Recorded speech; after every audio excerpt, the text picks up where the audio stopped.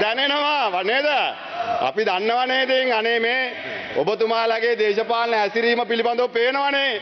ගැරඬින්ට භූමි තෙල් ගැහුවා වගේ දඟලන්නේ. ගැරඬින්ට භූමි තෙල් ගැහුවා වගේ කරු කතානායකතුමනි. පව් අසරණයි.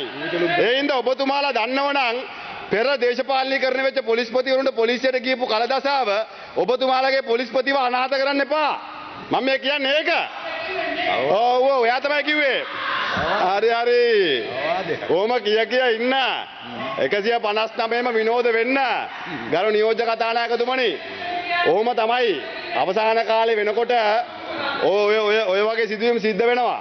හැබැයි ඉතින් ඔබතුමාලා මෙතන මේ කයිවාරු ගහන්න පුළුවන්. ඔබතුමාලා මෙතන දඟලන්න පුළුවන්. අවබෝධයෙන් බොරු කියන්නත් පුළුවන්. ඔබතුමාලාට ඕන විදියට චෝදනා හදන්නත් පුළුවන්, නගන්නත් පුළුවන්, කියවන්නත් පුළුවන්. හැබැයි ඉතින් මතක තියාගන්න.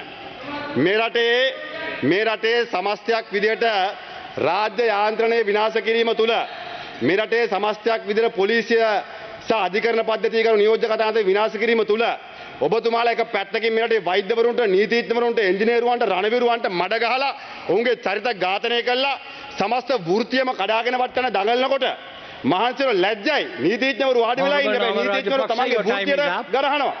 එහෙම කරනකොට ගරු නියෝජ්‍ය කතානායකතුමනි සමස්තයක් විදියට රාජ්‍ය කඩන් වැටෙන එක නවත්තන්න බෑ. ඒ රාජ්‍ය කඩන් වැටෙනකොට පස්සේ ඇවිල්ලා කෙඳිරි ගන්න එපා. අනේ මෙන්න මේ රාජපක්ෂලාගේ වැඩක් කියලා කෙඳිරි ගන්න ලෑස්ති වෙන්න එපා.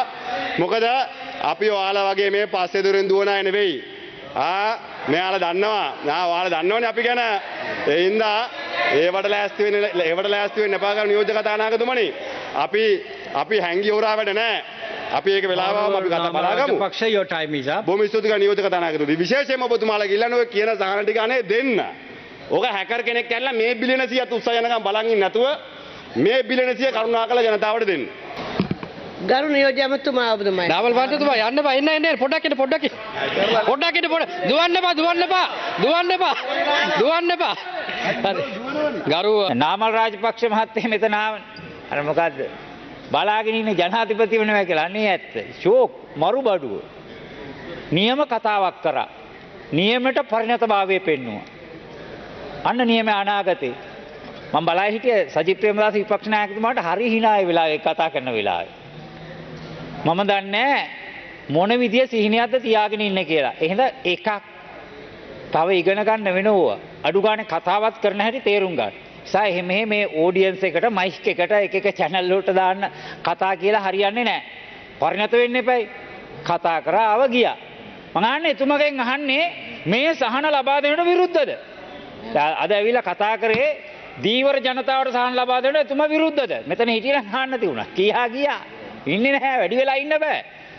ගොවි ජනතාවට සහන දෙන්නද විරුද්ධද? කුඩා තේවත හිමියට සහන දෙන්නට විරුද්ධද?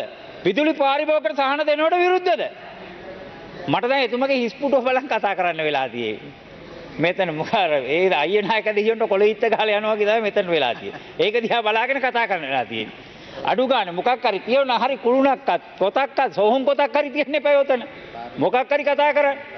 ඒ නිසා කියනවනම් කියන දේ වගකීමක් ඒ නිසා අපි අහන්නේ නාමල් මහත්තයලගෙන් අහන්නේ ගොවි ජනතාවට, දීවර ජනතාවට, කුඩා තෙවත හිමියට, ඒ වගේම කර්මාන්ත කරුවට, විදුලි පාරිභෝගිකයට, අස්වැසුම්ලාභියට අපේ රජෙන් සහන දෙන්නට විරුද්ධද නැද්ද? ප්‍රකාශයක් කරන්නේ ගැන.